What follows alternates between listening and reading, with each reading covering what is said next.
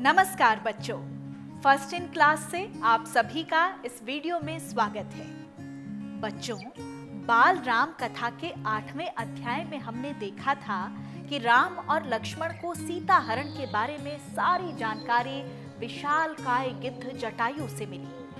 हमने ये भी देखा कि शबरी सीता तक पहुंचने के लिए राम को सुझाव देती हैं और कहती हैं कि आप सुग्रीव के पास जाएं, क्योंकि उनके पास विलक्षण शक्ति के वानर हैं। वो सीता तक पहुंचने में आपकी मदद जरूर करेंगे। अब ये बाल राम कथा का अध्याय 9 है, जिसका शीर्षक है राम और सुग्रीव। आइए इसे विस्तार से समझते हैं। शबरी की सलाह पर राम और लक्ष्मण ऋष्यमुख पर्वत पर गए। ऋष्यमुख पर्वत पर ही सुग्रीव रहते थे। सुग्रीव किष्किंधा वानर राज के पुत्र थे। सुग्रीव के बड़े भाई का नाम बाली था। दोनों भाइयों में बड़ा प्रेम था, पर राजकाज की किसी बात पर दोनों में झगड़ा हुआ और बाली सुग्रीव की हत्या करने को उतारू हो गया। प्राण बचाने के लिए सुग्रीव अपने साथियों के साथ मिलकर ऋष्यमुख पर्वत पर आकर रहने लगे। सुग्रीव को बाली का डर हमेशा रहता था, इसलिए उनके विश्वास पात्र वानर और वो खुद भी बाली से हमेशा सतर्क रहते थे और ऋष्यमुख पर्वत पर पहरा देते थे। एक दिन सुग्रीव पहाड़ी पर खड़े थे। तभी उन्होंने 2 तपस्वी युवकों को पहाड़ी की ओर आते देखा। सुग्रीव को लगा कि कहीं वो दोनों बाली के गुप्तचर तो नहीं। सुग्रीव हनुमान को उन दोनों का पता लगाने के लिए भेजते हैं। हनुमान साधु का वेश बदलकर दोनों युवकों के पास पहुंचे और उनका परिचय पूछा।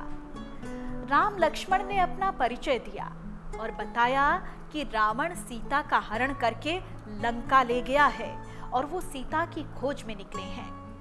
तब हनुमान ने सोचा कि राम और सुग्रीव दोनों को ही एक दूसरे की मदद की आवश्यकता है। ये सोचकर हनुमान राम लक्ष्मण को अपने कंधे पर बैठाकर सुग्रीव के पास ले आए।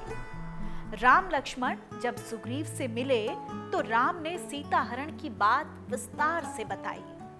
सुग्रीव ने उन्हें सीता की खोज करने का वचन दिया।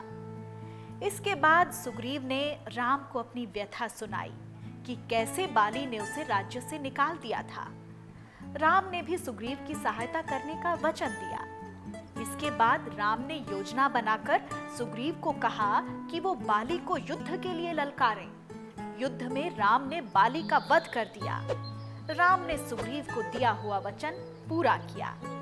युद्ध के पश्चात सुग्रीव को किष्किंधा के राज्य का राजा घोषित कर दिया गया और बाली के पुत्र अंगद को युवराज बनाया गया। इसके पश्चात सुग्रीव ने हनुमान को आदेश दिया कि वो वानर सेना को एकत्र करें और सीता की खोज में दक्षिण दिशा की ओर जाएं। इस पर राम ने सुग्रीव से कहा कि वानरों की सेना भेजने से पहले एक चतुर और बुद्धिमान दूत को लंका में सीता के पास भेजा जाए। तब सुग्रीव ने हनुमान को आदेश दिया कि आप राम के दूत बनकर लंका में जाओगे। राम ने अपनी अंगूठी निकालकर हनुमान को दे दी और कहा कि जब सीता से भेंट हो तो ये अंगूठी उन्हें दे देना। वो तुम्हें पहचान जाएगी और समझ जाएगी कि मैंने तुम्हें भेजा है। बच्चों, अब तक हमने देखा कि हनुमान को लंका की ओर जाने और सीता का पता लगाने का आदेश मिला।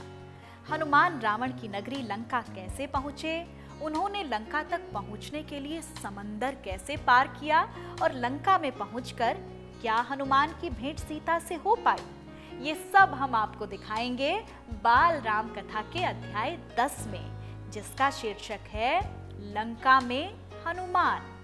फर्स्ट इन क्लास के अगले वीडियो में हम आपसे फिर मिलेंगे। तब तक के लिए धन्यवाद।